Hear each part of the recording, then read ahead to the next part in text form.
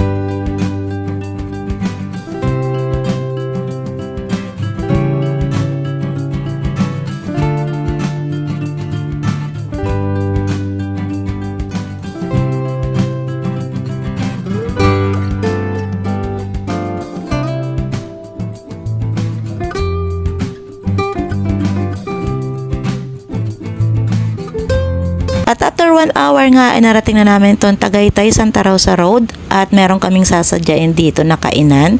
Dahil nga napanood namin sa isang vlogger ay masarap daw dito yung Lapas Batchoy Original. At hindi naman nagtagal ay nakita rin namin itong Batchoy Queen na talagang madali lang namang hanapin.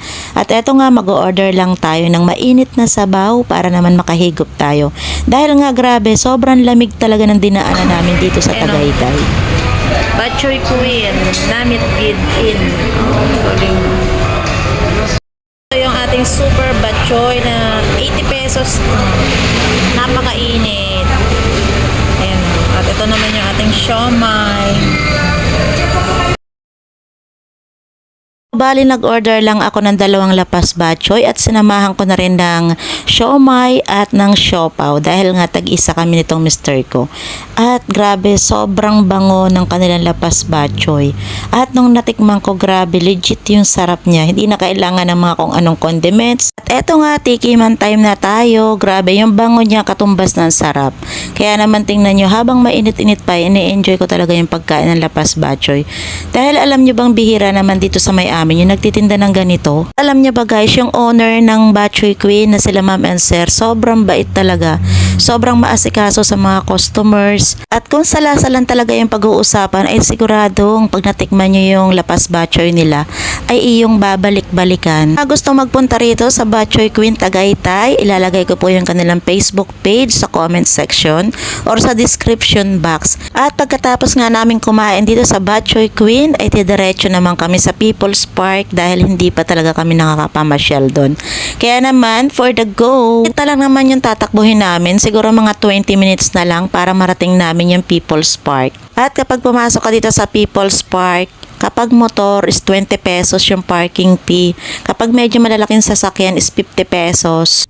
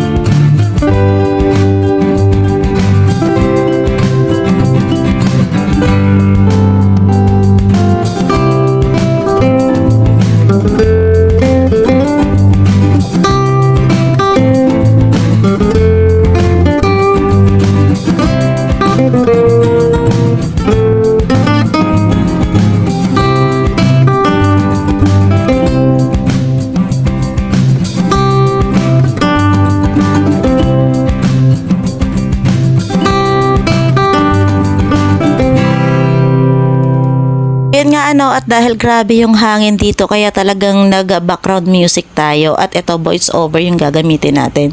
Meron nga pala ditong mga souvenirs items, ayan, mga prutas sa mga gilid. Marami talagang mabibili dito na pwedeng iuwi. And kitang-kita nyo, punong-puno yung parking space nila dahil talagang sa totoo lang, napakaraming namamasyal dito, lalong-lalo na kapag Saturday and Sunday. So, bali Friday kami pumunta, kaya medyo marami na rin yung tao. Nga, inikot-ikot ko lang kayo dito sa may parking space at dadako naman tayo doon papunta sa taas. At meron pala ditong entrance fee na 50 pesos per head. At pwede kang sumakay ng jeep kung ayaw mong maglakad pa akyat dahil sa totoo lang medyo matarik talaga yung akyatin dito, guys.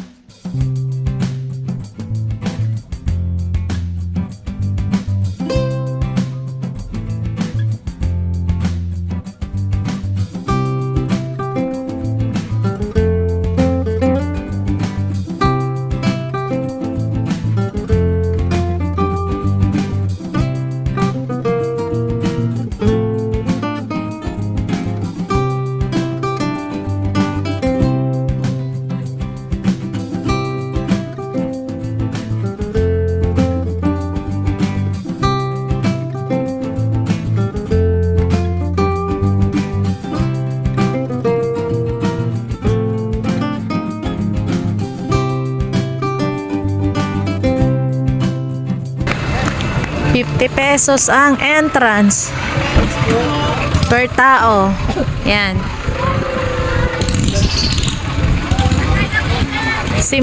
Bukas ito simula 6 AM ng umaga hanggang 7 PM ng gabi. Ayan. Sasama po jeep. Payment area. Pwede palang sumakay ng jeep paakyat yata. Ah. Ayan o, 10. Oo, para pala hindi ka mapagod pag akyat. Pero hindi kami sasakay. Hello, Kuya. Wala na ako.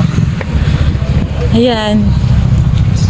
Tayo, lakad pa akyat para mabawasan yung taba natin.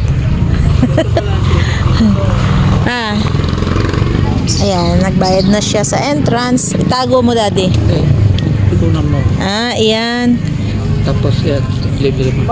Ay, ganon. Okay. Let's go. To the taas. Oh, yan oh. Kung makikita nyo dito, medyo paakyat talaga. Buti na lang at hindi umulan. Yan. Kaya maganda. Kanina medyo inabot kami ng ambon habang nagmumotor kami. Pero ngayon, eto, nandito na kami sa Welcome to People's Park in the Sky. Yan. Para ngayon pa lang hinihingal na ako sa paglalakad. Aray.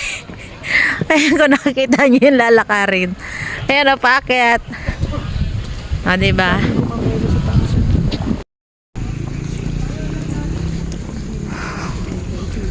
Nakakahingal pala maglakad dito, pataas. Grabe. Practice pa mga tuhod natin dito. O, diba? Yun. Yan ang taas. Tagaytay City. Yan pala yung grotong inakyatan ni